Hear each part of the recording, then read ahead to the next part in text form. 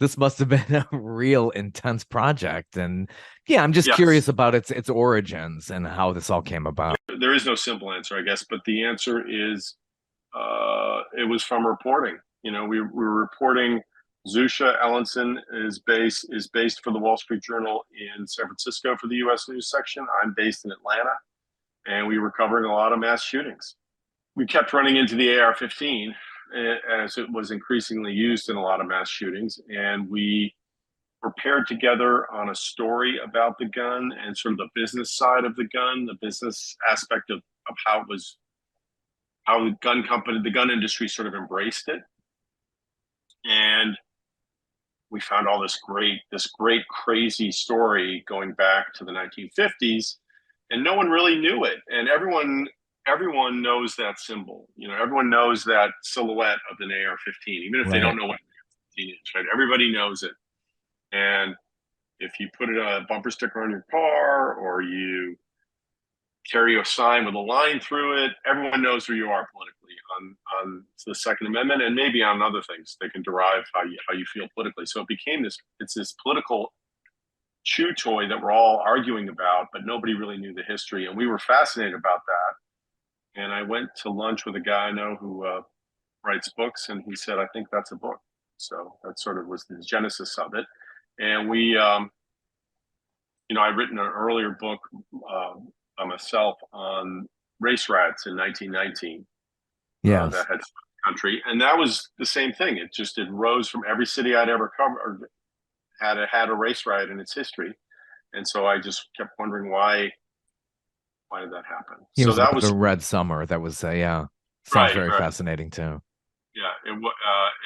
But it was also just from reporting. I mean, we run into things when Zusha and I would cover mass shootings with the rest of the media. We would be he was in Las Vegas, I was in Orlando, wherever we were. Eventually, the news cycle moved. You know this Oh yeah. more as well as I do. I mean, the news cycle moves on, the trucks leave, and Yeah. everyone's left with what just happened here and all the platitudes of insert city here, be strong or strong. That they're just left trying to sort of pick up the pieces of what happened. So, and then at the same time, there are a lot of people who really uh, not only love this gun but also love the image, want it to represent something about individualism and freedom in America, which is really isn't certainly what the inventor intended. But we thought it was just interesting to explore that. Obviously, it was a really monumental task to try to pull all this together, because we had to go back to the 1950s and cover up to today. Going back to Eugene Stoner Right. and the West and him developing this, it sounds like Right. he was Yes. such a genius, and it was like he would never have envisioned this these many years later. Right. But he was really sort of your classic American inventor slash hero guy. I mean, there were whole legions of these people in the 1950s who were sitting in their garages, tinkering or playing with materials to try to make things, to invent stuff.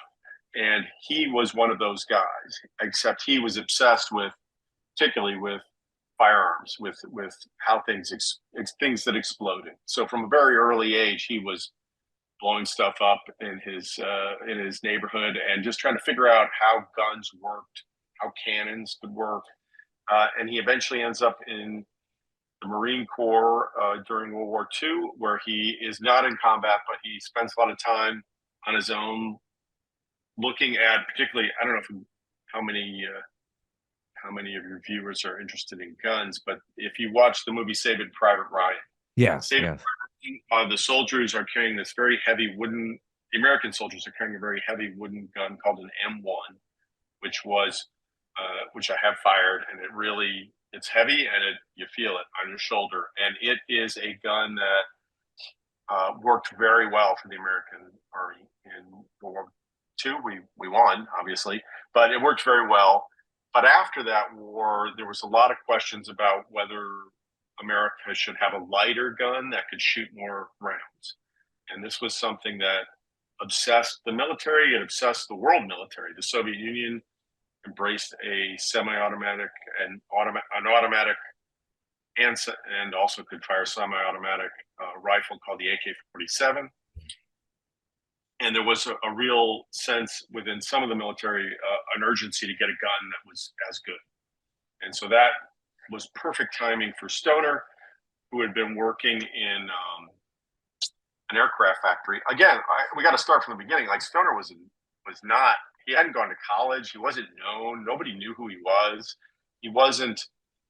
He didn't have any pedigree per se. He was just a guy working in his garage, and we described this in the book, through a series of lucky events, he ends up designing guns for this very small little almost startup, a subsidiary of an aircraft company in Hollywood. They started in Hollywood.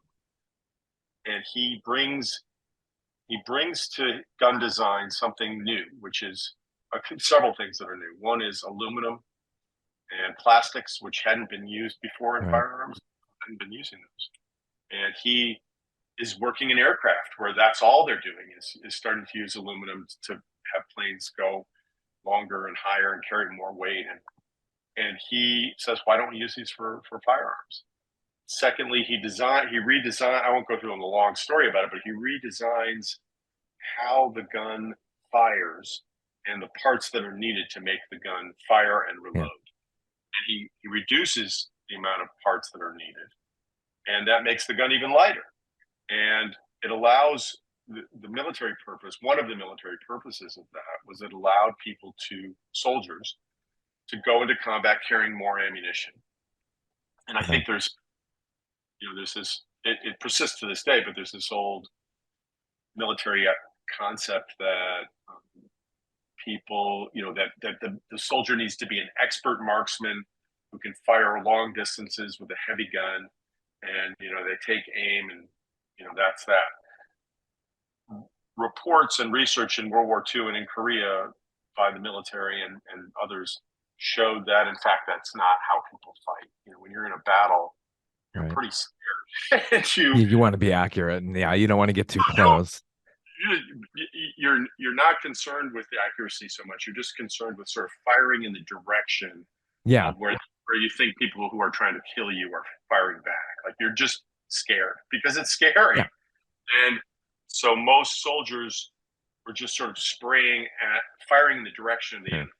And so the simple adage, whoever has the most lead is going to win. So that was the idea. Those design and Stoner's gun, he developed several versions, several types of different types of guns, but eventually a general named Willard Wyman with the U.S. military comes to him in his little office in Southern California and says, I need you to build me a version of your gun that's smaller and carries smaller caliber ammunition. And this was another innovation that Stoner was developed, and it's counterintuitive. Like if I have a big gun and I fire a big bullet at you, you think that's that's worse than a smaller bullet. And in many cases, if it hits your head, it is. But if it hits your body, that isn't necessarily true, because the smaller bullet fired at high velocity hits your body, and then it spins around and splinters and goes all over the place. It's like a tornado in your body. Right. This Makes is more something, damage. yeah. And it's counterintuitive, but that is what Stoner developed and discovered. And so this is where this was this great innovation for the military. And everybody at the time in the 1950s, late 1950s, is thinking about Vietnam, because we all know, everyone at the time, and we interviewed people who were involved in a lot of these tests that the military was conducting, they're all thinking about Vietnam. And how are we going to fight insurgents, and how are we going to do it effectively, and what kind of weapons do we need? So that's really where the AR-15 develops, and it doesn't have an easy ride. I mean, it's very Right. the first portion of our book is really a David versus Goliath story, where this young unknown guy with his little company is trying to get a military contract. In his mind, he was a former Marine, so he was very patriotic. He's thinking this gun would be perfect for our military. It's also cheaper, easy to put together, carries more ammunition, easy to theoretically easy to clean. So why doesn't the military adopt it? Well, that's because the military had its own version, a heavy wooden steel version of the gun, and they were going to use that. And they wanted that. The bureaucracy was pushing for that rifle because it was made in-house. You know, it was Yeah. what the military bureaucracy, the Pentagon people wanted. So he meets all kinds of resistance, people trying to undercut the tests, distort the tests so that it looks like his gun is inefficient. Eventually, it gets adopted through a lot of really weird events. One of the things about this book that was, it's an important subject, and as you pointed out, it can be a heavy subject. But one of the things Zusha and I found out, he said it's just a fascinating story. Yeah. I mean, Yeah. Dealing with the military. Yeah. Definitely. And it's they were just used to Springfield Armory. That was like, going back to that's George Washington. right, exactly. But it was just a weird, like I'm sure you read John Wayne was the first person to ever shoot Yes. the who Very wasn't proud in. of that. Yeah, he just came in one day asking about it. There was this person named Air Force General named Curtis LeMay, who Right. was a character from he's a character from Doctor Strangelove, the guy who tries to blow up the world. This model Right. actor. He's cigar. He's everything you would think. Like cigar chomping. You know, Yeah. there's at one point he's smoking a cigar in the airplane in an airplane in a bomber, and Right. the Yeah. pilot says you shouldn't do that, General. It might blow up the plane, and the plane might blow up. And the general says it wouldn't dare. Like he was just this kind of like guy. He really plays a critical role because he was palsy with the head of the aircraft company, the president of the aircraft company, and they go out in 1960. He goes out to a birthday party for that person, and they shoot the AR-15. He shoots up some watermelons, Yeah. and they explode. And that he marches into the Pentagon the next week and says, "We got to start buying this rifle." And he really pushes for it. And so a lot of weird events take place to get the gun finally adopted, partially adopted, and then entirely adopted by the U.S. military.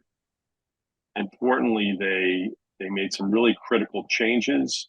A Pentagon committee, as they're ramping up production of this gun, they made critical changes to it. So it's particularly with the ammunition. And that leads to a lot of problems for our soldiers and Marines in Vietnam early on in the combat because gun starts jamming and they don't have enough cleaning equipment. They haven't been properly trained on how to clean the weapon. And the propellant it hiccups the cycle of firing the gun. And when that hiccups, then you can jam. Yeah. And hair-raising stories. And I interviewed lots of Marines who were fighting in northern South Vietnam, where they wake up in the middle of the night, they're under attack, and their gun jams, and they don't know what to do. And they see their friends, they find dead bodies of Marines the next morning after the firefight, and there's guys with their cleaning equipment, like disassembled rifles next to them. It was really a terrifying thing that the Pentagon tried to suppress this news, but they were writing home to their families. Yeah. Give us anything. Help us. Try to get these Help us. guns working. Right. So that whole part of the story was really fascinating, and it required us going to the Smithsonian, going to the National Archives, going to presidential archives, and looking through thousands and thousands of pages of documents. But I don't know if you've ever done that, but it can be tedious at times. But when you find documents, it's very exciting. It's very, very exciting. So, and in the National Archives outside of Washington, you can't talk and you have to be very quiet. And I remember finding a document that showed that the military knew that they had a problem prior to them admitting that there was any kind of problem, and that Stoner had actually contacted the military and said that you can't change this ammunition propellant; it's going to cause problems. And having that paper, I had to rush out to the outer hallway and frantically call Zusha because I said, I Amazing. can't believe I'm looking at, and there were lots of moments like that. But no one had really looked at this story because it's become something we all know what that symbol means. We all know that people are arguing about it. A lot of people don't really, much of our country has no real knowledge of firearms and doesn't care to, and that's perfectly fine. And another portion of our country has at least a passing knowledge of firearms, at least of their firearms, whatever they own, and they don't really want to be told. They have their hackles up because they feel that everybody's trying to take away their firearms. So it becomes this thing where no one's really looking at really how did this develop, because we weren't always locked in this stagnant Yeah, battle. nothing's going to get done. I mean, there's no Yeah, regulation to stop it. And do you trace through there? And I haven't gotten even to that section yet, where this jumps from the military to right. civilians getting their Yes, hands on this.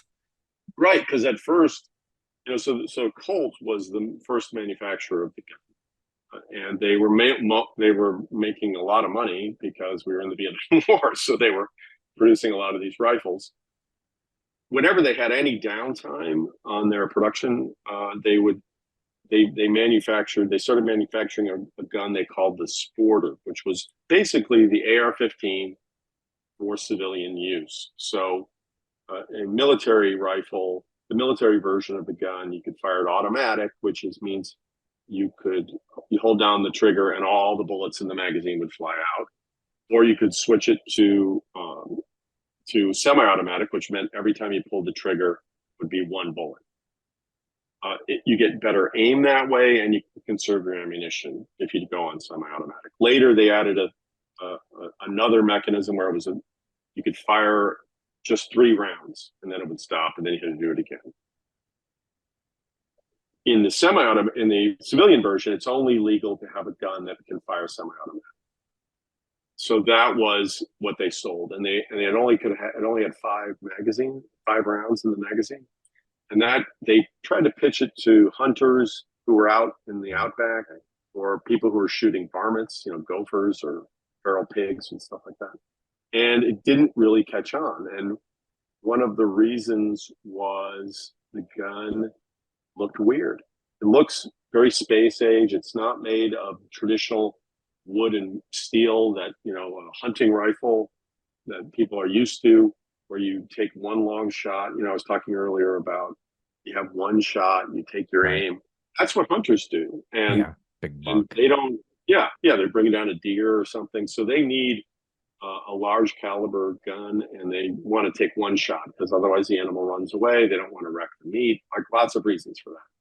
But an AR-15 really doesn't work that well. And everyone thought it was strange. Plus, the problems that I mentioned in Vietnam left a real bad taste in with a lot of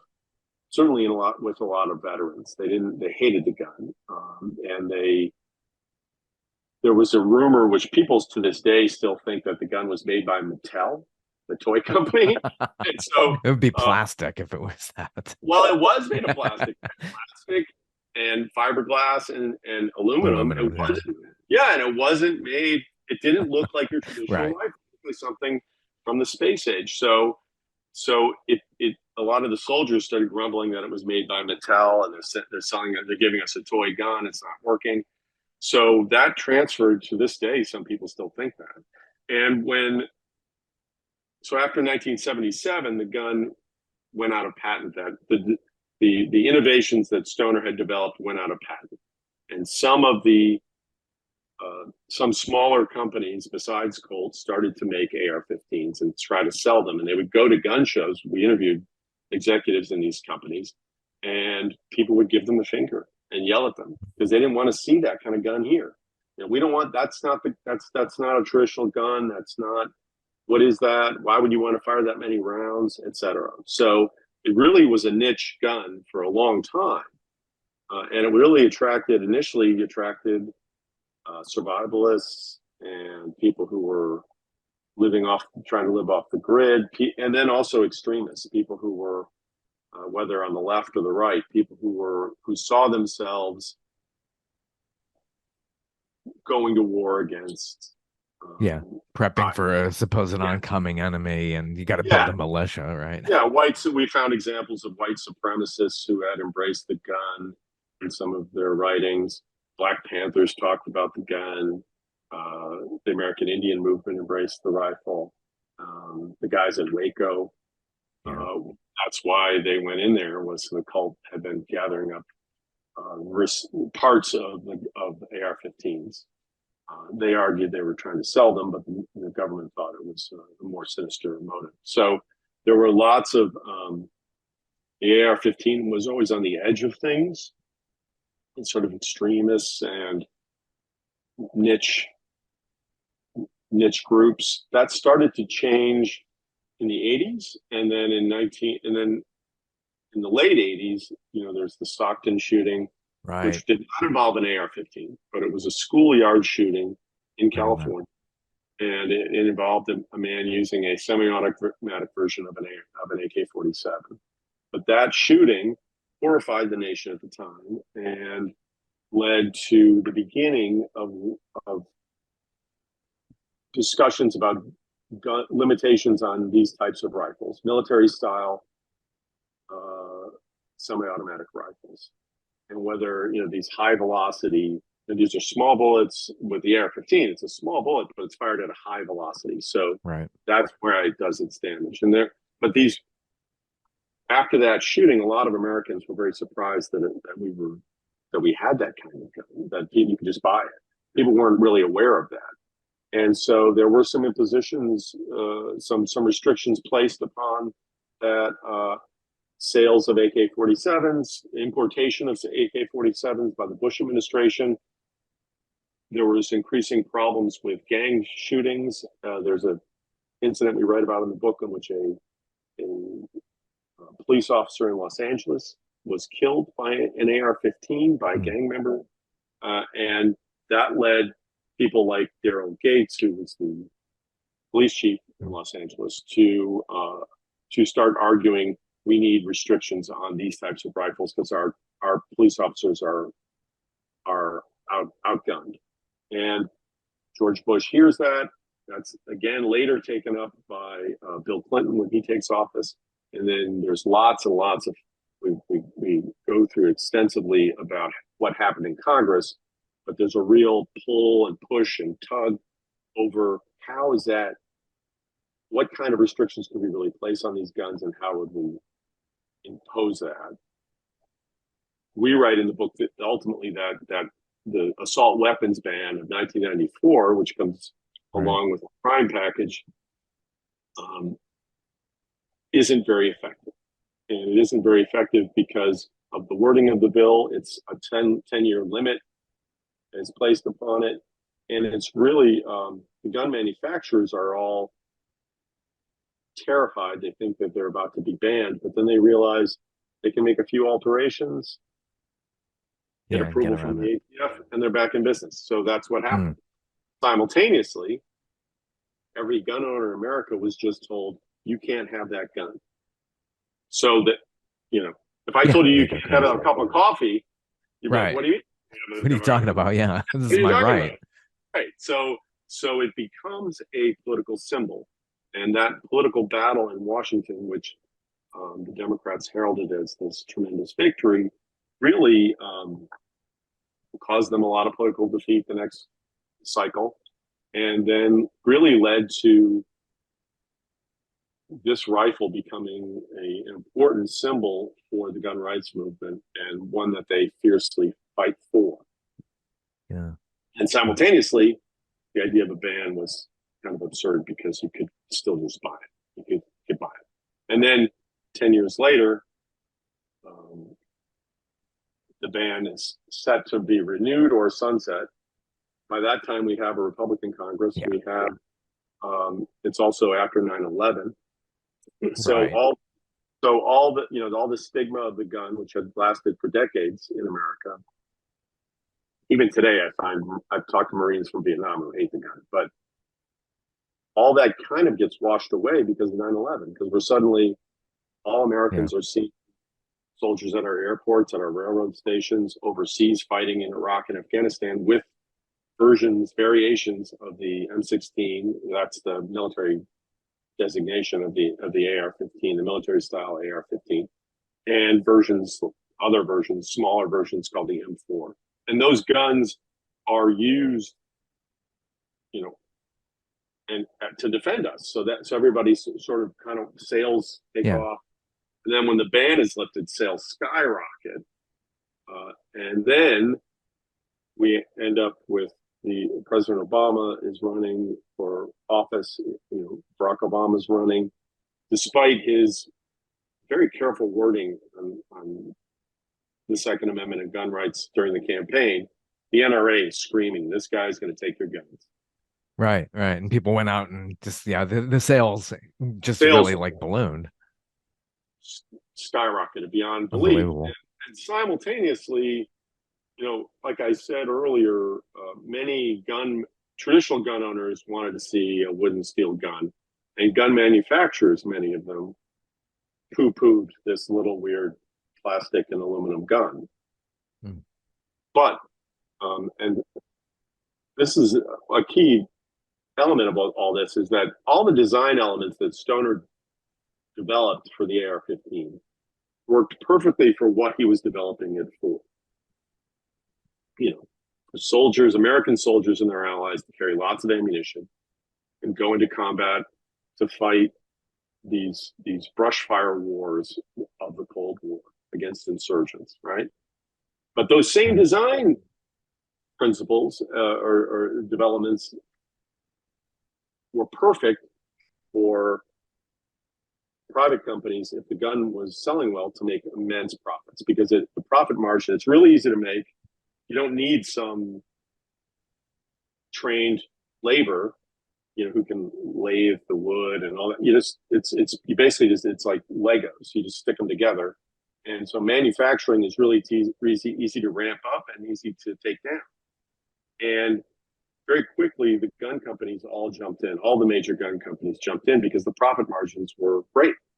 And a lot of people think that the gun industry is like big tobacco or big pharma, like it has tons of money and it's these giant corporations. It's really not. There's a lot of it has relatively small capitalization. The companies are not huge, and Yeah. it's very boom and bust. Guns are hot. The type of gun is hot, then it's not. Then a new one is, then it's not. So here was a gun that they could make a lot of money off of, and they all jumped in. And then they could easily ramp up production when something happened. So, for example, Barack Right. Obama's presidency. Hmm. Yeah. Then, Yeah. then we get into the sort of really ugly things start to happen with Sandy Hook, with Aurora, then Sandy Hook, these mass shootings. And then you start to see the same spike, because politicians start talking about gun control, and sales spike. So they start ramping up production. And it really is organic at first, and then it becomes part of the business model. And we spoke to a gun maker, a gun business owner who really, after Sandy Hook, he was obviously horrified by Sandy Hook, what happened there with the little children getting shot to death. But he was more horrified that suddenly this gun that he liked, which was the AR-15, he had served in the military. There was all this talk of banning it. And he's like, I didn't do anything wrong. Why are you going to try to ban my gun? So he just literally, at his bathroom, at his kitchen table in his pajamas, he went on a Facebook page and started ranting about it. And next thing you know, he has a business that's making a ton of money because he's selling stuff. Then he's selling parts, gun parts, badges. Wow. Then he's selling guns. And now he has a really profitable business selling AR-15s.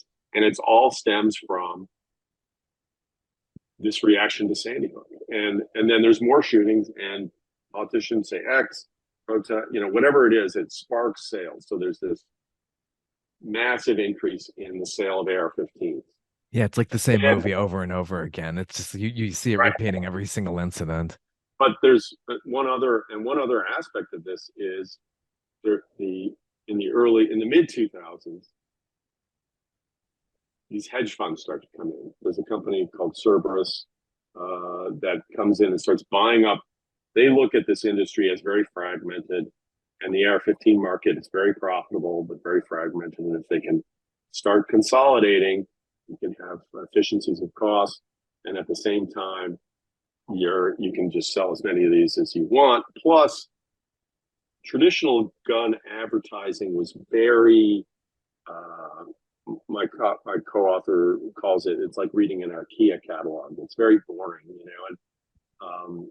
it'll just say Sure. traditional gun advertising was like, here's our new weapon. It has these specifications. Nah, nah, nah, nah, nah. The hedge fund guys were like, look, we're going to modernize, which of course in America means sex and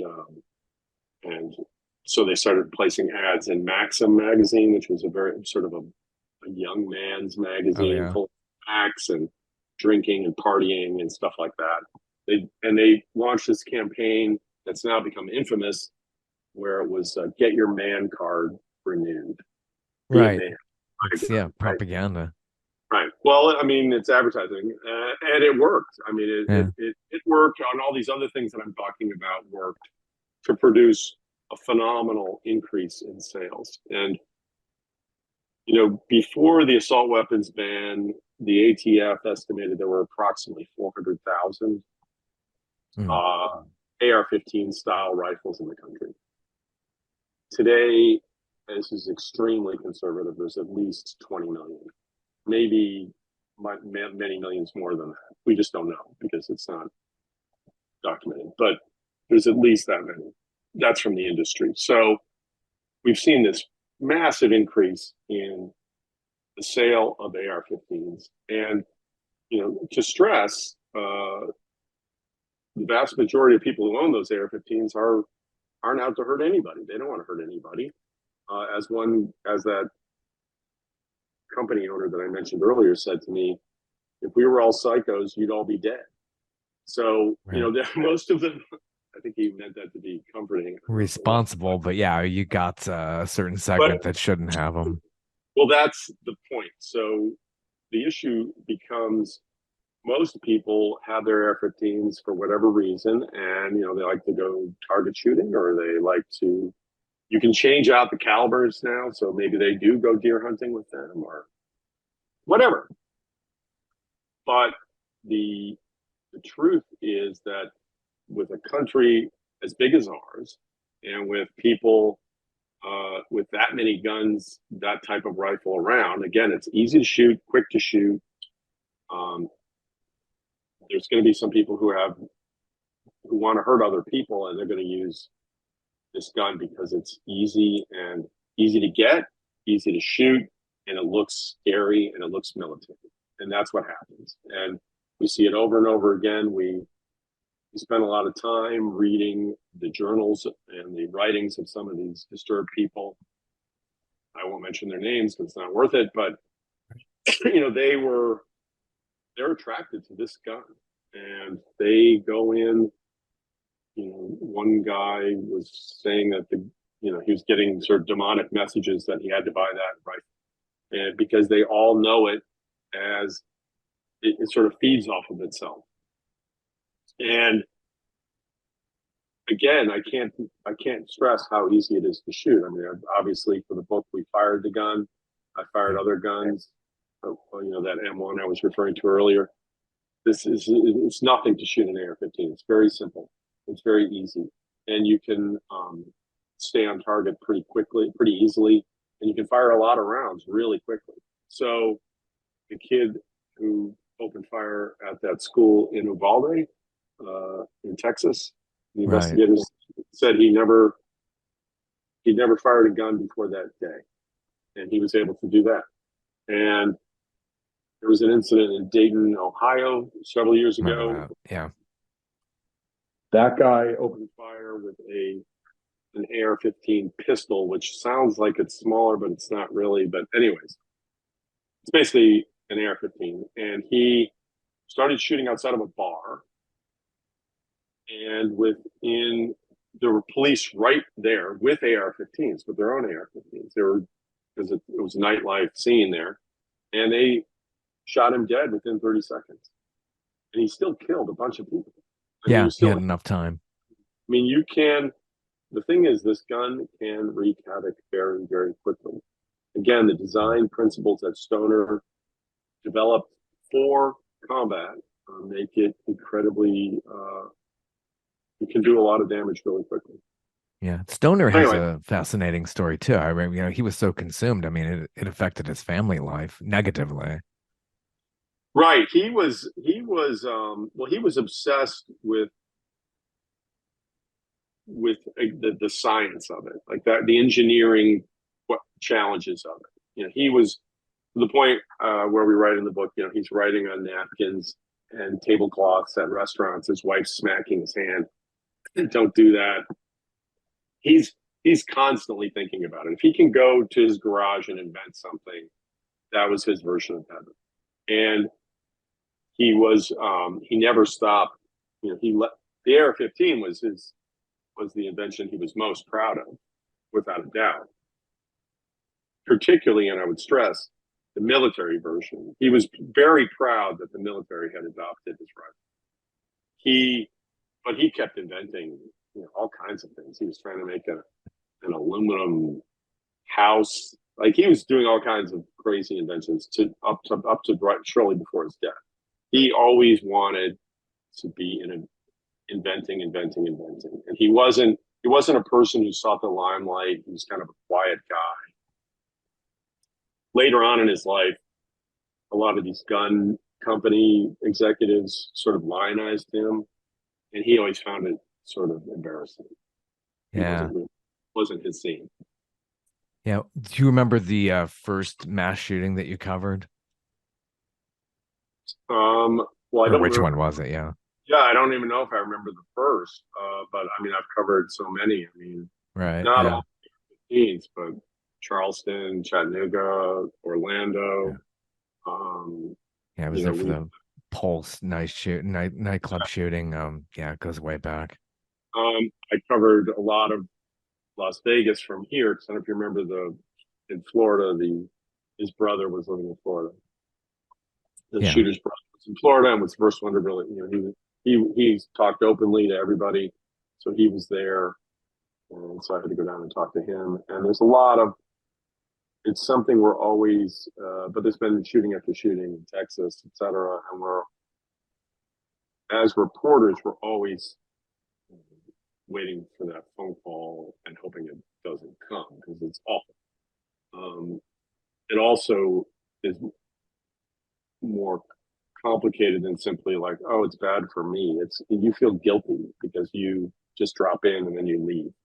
yeah, And I think, if I'm being honest, that's a part of why we wanted to write this book. We wanted to understand how we got here, because we can't just keep on this treadmill of, oh, that was terrible. That was terrible. Oh, but you thought that was terrible. How about this? And also understanding that the two sides are yelling at each other all the time, and for people to argue for a new assault weapons ban is pretty. When you look at the numbers, it's pretty implausible that would ever happen, because there's so many of these rifles here now. Plus, we have the Second Amendment, and we have lots of there's. It's not this technology is here, and when technology comes, it doesn't just vanish because you don't like it. And I think the question becomes, how do we manage this technology? I think one of the big themes that came out of the book for me was how how little an inventor creates something, and then immediately he's lost control of it. And that's what happens with Stoner. hmm He has this. He's working for this little company at some of the best times in his life, and then boom, it's off, owned by Colt. The military makes changes. He tells them, "Look out! That's a big mistake. There's this disaster in Vietnam," and then the gun falls out of patent. He makes a lot of money in his life. We don't know exactly how much, but a lot. But the whole time, he doesn't has very little control over what's happening. It's just this right. technology is out in the world, and um, certainly for him he would be baffled by the concept of mass shootings, but he also would be baffled by the notion that it's this symbol of freedom against government. So, January 6th, as they were Uh, waving flags outside of the Capitol, two of the flags, one was the silhouette of the gun saying, "Come and take it," right. which has become the rallying cry. And then another was a Confederate battle flag with the silhouette saying, "Come and take it." So he developed this gun for the U.S. military, for the U.S. government, because he believed in the United States government. Right. And so for it to be turned into this sort of anti government image symbol would be very strange to me. Yeah, totally. Made it for the insurrectionists in the end game there, and it's just, astounding to even think that it got that far. But yeah, I just if you remember that shooting, I think it was in 84. I don't know if he used an AR-15. I think it was in San Ysidro, Yeah, no, California. yeah, that was not an AR-15. And one of the things we found in our book that we discussed is that there have been mass shootings going back to here and there, going back to the '60s. The first mass shooting with an AR-15 that we found was in the mid '70s in Oregon. There was a guy who started shooting outside of a bar, but the gun, certainly in the last decade, has become very much the go-to weapon, in part because of this proliferation, this the widely available gun, that it's become the go-to weapon for people wanting to cause a lot of harm really quickly. And pulling that all together, we really tried in the book to focus on victims who survived. I mean, obviously, we wrote about victims who died. We obviously write about, but we wanted to stress victims who survived because they can tell us what it felt. And so we have a whole chapter on one woman who had over 60 surgeries after being shot Uh, twice with this AR-15, with these small bullets, and it's changed her life forever, of course, yeah. and she's with it to this day. And I think bringing those stories was difficult, obviously, but I think also, and then pulling it all together into a historical narrative, it was a lot of work. I'm sure. Yeah, and yeah, you could just kind of feel that, just so heavy and so emotional and so much research, and what an Yeah, it was. incredible history. It just goes back so far. So yeah, it's just commend you for putting that all together. And it kind of does, it becomes that passion that you've been dealing with by working for the newspaper. So it's Yeah, just we just felt like we had to tell this story, but also we got pulled. I said to the New York Times that it's like the Zelig of guns. I don't know if people remember that movie, Zelig is a great movie, yeah. but yeah, it just keeps coming up. General Petraeus, Right. when he was a young officer, he gets shot with an AR-15 by Uh, accident. He's shot in the chest. I mean, that ended up. I think it was a footnote in our book.